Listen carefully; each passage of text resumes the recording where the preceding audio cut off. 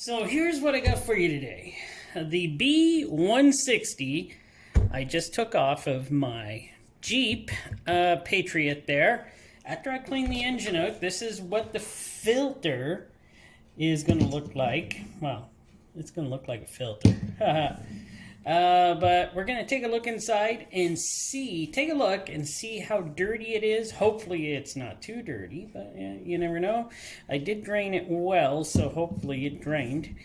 And I got this one here, B1400, from that oil change my wife did on the 2019 Mazda CX-3. So we're going to take a look inside this and see how good that vehicle is. Hopefully there's no shavings or anything in it, so hopefully that'll look fine. That's all we're doing with that one, but mostly we are centering on the good old B160. Let me get things ready here. I guess one of the more important things is to have my gloves on.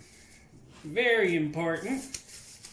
So I don't get this carcinogen type oil all over myself.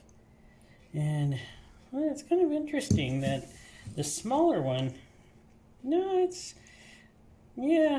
kind of interesting that these two have similar but different type of plates on them, but the smaller one has more holes. 1, 2, 3, 4, 5, 6, 7, 8. Well, still got 8. And the bigger one, B160, has 7 holes. Just interesting. And the smaller one has actually 5 threads. And the B160 has at best 3 threads. So I like that small filter. That is a cute, adorable filter, by the way. Is I making real here? Oh, where's my rag? Do I not have one here? Darn it. Oh well. Let's see. Let's get a weight. Get a weight on this. I don't think I've ever taken a weight of this before. It feels pretty heavy now. So, yeah, 313 grams. That's pretty heavy for a filter. So, and what is this little one? 221. This little teeny thing's 221. It's got a pretty thick base plate on it. But yeah, what I'm here for is, I gotta wipe that up. So yeah, what I'm here for is definitely seeing how well this caught all the particles that I think the engine was probably now mixed up after I did that engine clean. Now it's finally getting all those particles all moved around and being caught in the filter. So I'm hoping that is what actually happened. So let me get her cut open and we'll take a look. So there we go. Got them open. By the way, this filter was only in the vehicle for 3,912 kilometers. I know because I reset the odometer to know that's how far it went. And this one, the small one, was in my friend's, the wife's friend's there, 5,328, because I did reset the odometer on that since the last oil change. So I know how much was in that one too. So let me get this open and we'll see how well it did. So I'm sure glad I got a cloth here. There we go. That off. How good did this, still got lots of use left in that anti-drain back valve. There's no problems with that at all. Yeah, everything seems fine there. Not that I'm really looking to... Let us look in the cup. Oh, I see some... Love the real spring. Yeah, there is some grit and grime down there. You know what? I brought a flashlight. I actually brought a flashlight. So let me grab that. There we go. Let's get in here and take a good look. Look at all that sediment and whatever that is that was cleaned out of my engine. It's pretty wild in there. If you can see it, if I'm catching it at the right angle here. I'm not sure if it's working out the way I want it to, but yes. Lots of, well, what can I say? Probably carbon, something else probably in there. Lots on this end plate that I should have showed you. Darn it. Let's shine a flashlight in here. Perfect size. And turn this light out. So, yeah, I don't see any light. It's pretty bright. Light coming through. I see a little light coming through the filter here, but nothing looks like it's broken through. So it's interesting. Yeah, that's pretty neat. Shining a flashlight through here. You can see that it can still filter, but you can still see the flashlight through there. Yeah, that's pretty neat.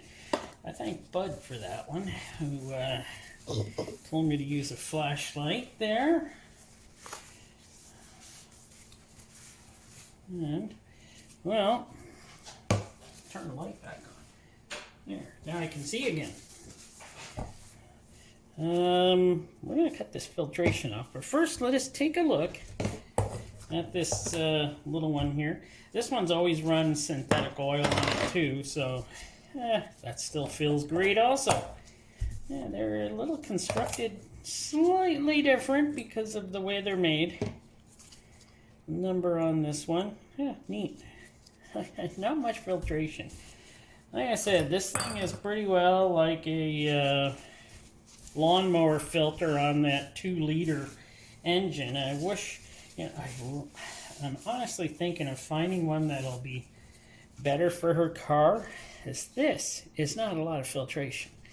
Like, that's crazy. This is a lawnmower. This is obviously a lawnmower filter, but something going on here though. Look at that crap down there. That is not good. I want to take a look at her engine next time a little bit better. I don't know what that is. It looks like, I'm not sure. It's some sort of oily substance, but I'm not sure what it is. It doesn't look good. I'm not sure if it was in the filter before or it showed up after. So, but yes, it does have a real spring in it also, which is kind of neat. I'm going to cut the filtration off both of these and then we'll take a look. So, shocker to me, but the small filter had actually a metal strip on the inside to hold it together. But not much filtration, maybe an inch. So, I'm going to take a look at this. I'll take a look at this one first. No,